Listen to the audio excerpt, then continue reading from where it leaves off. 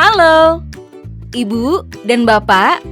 Di saat satuan pendidikan sudah menentukan dimensi dan tema, sekarang saatnya menentukan tujuan proyek, cara memilih topik dari tema yang sudah dipilih, dan cara mengembangkan alur aktivitas proyek di PAUD. Selamat pagi Bu Rina.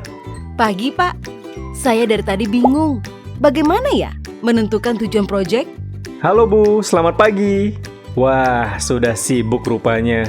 Untuk menentukan tujuan, kita bisa mulai dari dimensi, kemudian menentukan elemen dan subelemen. Oh, begitu? Di mana kita bisa mendapatkan dokumen elemen dan subelemen ya Pak?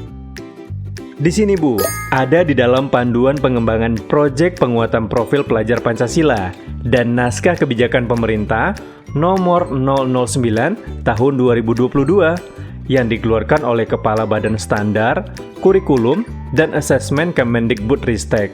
Wah, ternyata lengkap ya Pak. Tapi sekarang bagaimana strategi pemilihan subelemennya? Ini adalah diagram strategis pemilihan subelemen. Jadi strateginya adalah Satuan PAUD melakukan asesmen awal saat perencanaan proyek. Hal ini untuk menyesuaikan pemilihan dimensi dengan karakteristik Satuan PAUD dan kebutuhan peserta didik. Kemudian, secara spesifik Satuan PAUD mengidentifikasi elemen dan subelemen yang akan dipilih untuk melihat gambaran peserta didik di akhir fase. Kita lihat alur perkembangan dimensi di naskah kebijakan yang sudah disediakan. Wah, jelas sekali Pak. Pas banget nih. Kita sudah melakukan asesmen awal untuk pemetaan dimensi, elemen, dan subelemen. Tapi ada satu yang saya mau tanyakan. Apakah pada PAUD kita dapat langsung membuat tujuan dari subelemen yang sudah dipilih ya Pak? Bisa Bu. Tujuan proyek diambil dari subelemen.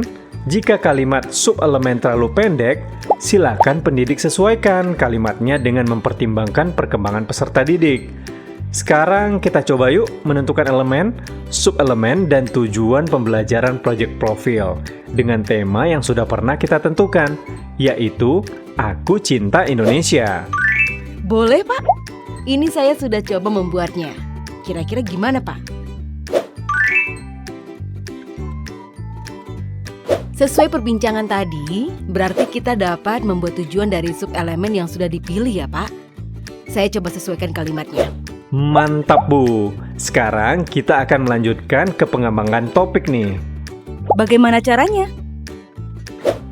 Pada prinsipnya, tim fasilitator proyek profil memiliki keleluasaan untuk mengembangkan topik proyek sesuai dengan tema dan tujuan proyek, serta kondisi dan kebutuhan peserta didik satuan pendidikan atau lingkungan daerah setempat.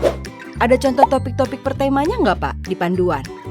Beberapa contoh ada Bu, seperti yang ada di panduan proyek penguatan profil pelajar Pancasila ini. Tetapi, Satuan PAUD tentunya bisa mengembangkan sendiri topik-topiknya Bu. Sekali lagi, tentunya dengan mempertimbangkan keadaan kontekstual satuan pendidikan kita. Wah, ini memudahkan sekali ya Pak. Kalau begitu, dengan tema, dimensi, dan subelemen yang sudah kita tentukan sebelumnya, kita dapat sesuaikan dengan perayaan Hari Kemerdekaan. Jadi topiknya adalah Festival Hari Merdeka. Bagaimana Pak? Bisa Bu, namun ada juga hari nasional lainnya yang bisa kita ambil sebagai topik, yaitu Hari Batik. Bisa kita gunakan untuk tahun berikutnya Pak, untuk Hari Batik Nasional. Setuju. Kalau begitu, mari kita buat alur aktivitasnya Bu. Nah, ini proses yang menyenangkan nih Pak. Betul. Saatnya kita mendetailkan aktivitas peserta didik untuk mencapai tujuan proyek profil. Pendidik menyusun alur kegiatan menggunakan struktur dan alur aktivitas yang disepakati bersama. Kemudian, tambahkan strategi pembelajarannya, seperti alat dan bahan ajar, pertanyaan pemantik, dan rancangan asesmen yang ingin dilakukan. Di dalam panduan proyek profil, saya menemukan beberapa contoh yang dapat digunakan. Contohnya ini. 1. Temukan. 2. Bayangkan. 3. Lakukan. 4. Bagikan. Apakah harus sama seperti ini? Tidak harus sama. Satuan PAUD dapat mengembangkan alur sendiri. Di panduan, saya menemukan contoh lainnya. Contoh-contoh alur ini Tidak mengikat, tetapi dapat disesuaikan dengan kebutuhan ya. Wah, ada banyak yang bisa dipilih nih. Saya sadar bahwa ternyata di setiap tahapan alur kegiatan kita bisa menentukan kegiatan yang sesuai. Misalnya pada contoh alur 1. Pada tahap pertama yaitu tahap kenali. Kita bisa ajak peserta didik untuk mengenali dulu apa sih topik ini.